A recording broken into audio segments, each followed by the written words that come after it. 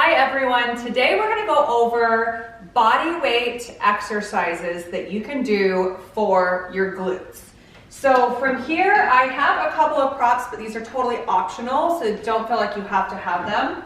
But it will give you some variety if you do have them. So from here we're going to talk about bridges, which is one of the best exercises from the glutes. Now I'm using the reformer just so I'm propped up a little bit, but you can absolutely just do this on the ground. So if I were on the ground, I would lie on back, my feet would be on the floor. So from here, I would just do my glute bridge, lifting up and coming back down. So this would be your first option. The second option, doing the exact same move, would be to elevate your feet up. So just bring your feet to a box or a chair or a bench or something like that. So you're getting more range here as you go into that glute bridge. Now, we want to add in some variety to these two movements.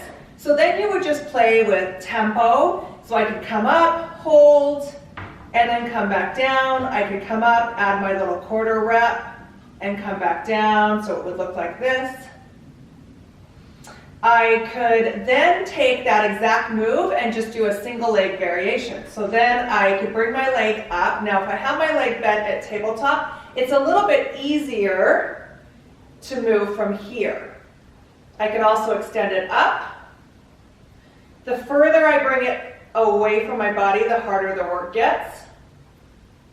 So then you'll just play with different variations in that single glute bridge. So from here now, I could change the movement and externally rotate my feet out. So this has been shown to have a very, very high glute activation. So from here, I'm doing what's called a frog pump. So again, I could do it on the floor. If I were on the floor, I'm all level and I can have my feet there, or I could prop my feet up onto a bench or a chair again. Externally rotate my feet out. I have my elbows down on the mat, my fists up to the ceiling. I squeeze my glutes and I lift up. Now for these, you want to do a higher number. So generally maybe 25 or above, and keep that in one set, and then you can repeat sets if you choose. So that's your other variation here for any kind of bridging variations. All right, so next we're going to talk about hip thrust variations that you can do at home. Now I have a band. I'm going to add this in just for variety, but you can also do these without a band. So I just slide this up on over my knees, and then I'm going to sit down. Now there's a couple different variations that we can do. We'll start with the most basic one, where I just elevate my shoulders against a surface. So I'm using my reformer, but you can use, again, a bench, a sofa, a bed, anything that's low enough. And I want to be resting on the base of my shoulder blade. So from here, I'm just going to hinge up and come back down. And I'm tucking my tailbone underneath me, so I'm getting that posterior pelvic tilt, and I'm pulling my ribs in as I lift back up. So this is my basic hip thrust here. I'm pressing out into the band since I have the band on and adding resistance that way. Now if I wanted to just elevate my feet up so I get more of that negative range, I would bring my feet up, my toes are up towards the ceiling, and then from here, I'm just moving up again. So tucking underneath, lowering back down, squeezing my glutes at the top of each move. Now I can also take this into a single leg move, so I would have to remove my band. And then from here, I just tuck one knee in, lower myself down, lift back up. So another variation that you could do, you could add in changing your tempo. So add in that little pulse up at the top, add in holding and isometric where you hold for a few seconds and then come back down.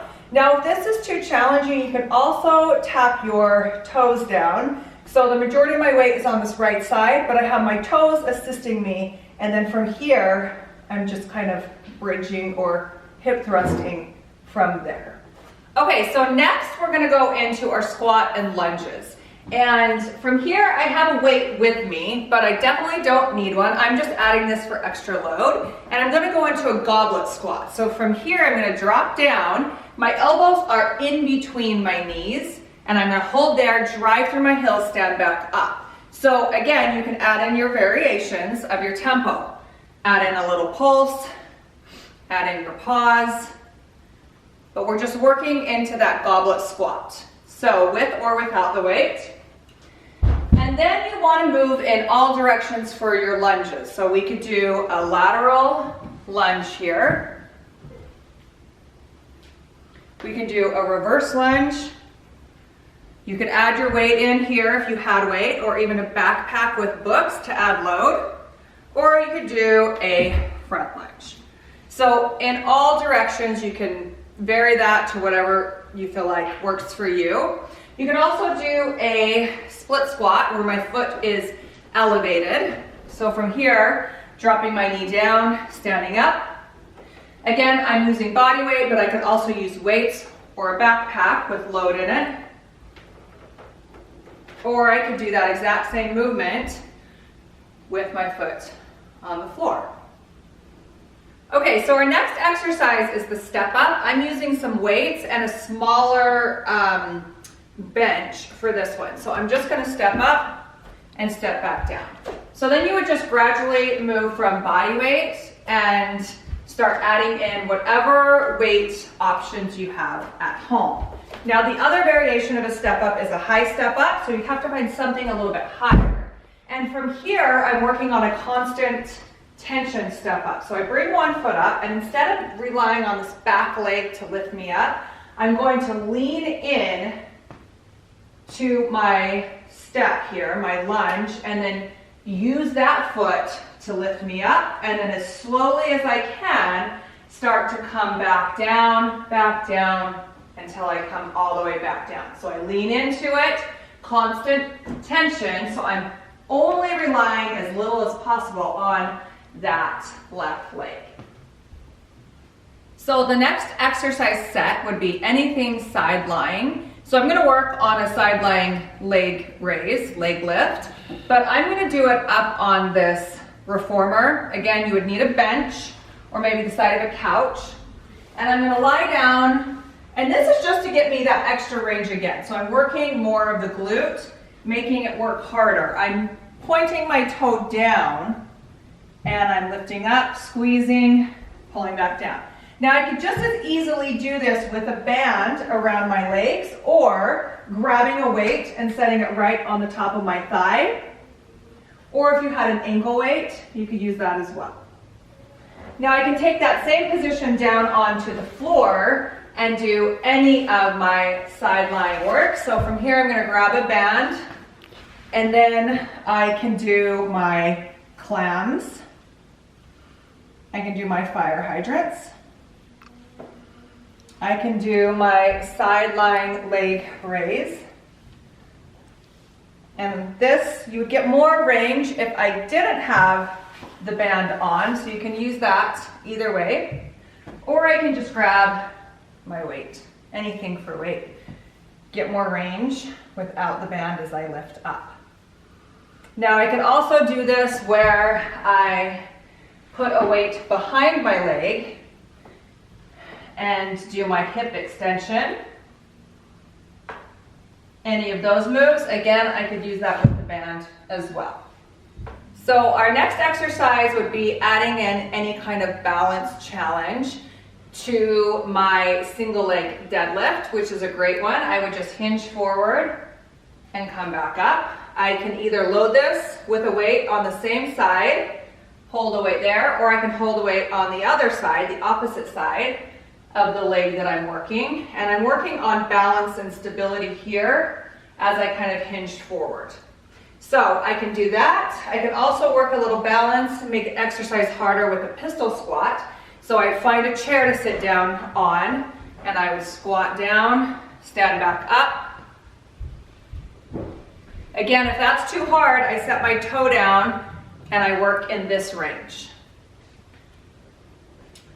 The final exercise here would be a skater squat. So from here, I'm hinging forward again, And I'm coming down, trying to let my knee touch first, not the rest of my leg, and then standing up, which is really hard.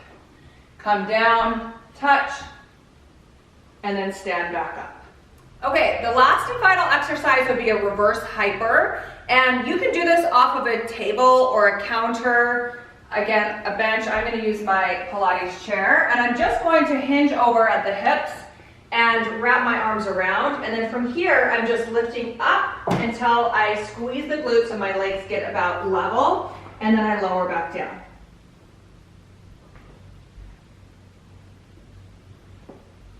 And I can add on a band here if I wanted to make it a little bit harder, or some ankle weights.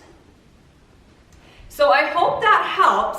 In general, when you're working the glutes, you want to work in as many planes of motion as possible. So you want to do some like variations of a squat, a lunge, a step up where you're vertical, and then you want to work in a horizontal plane where you're lying down and doing your hip thrust, your glute bridge that we went over, and then adding in some abduction as well. And to finish off, you would just add in some abduction with a band.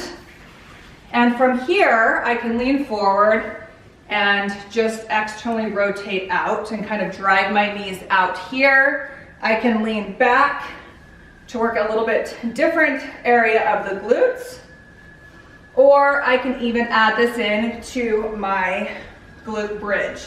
So I would come up, externally rotate out, and work from here. So the trick is to add in variety. Don't always do the same thing, and make sure you're hitting those different planes of motions when you do this at home.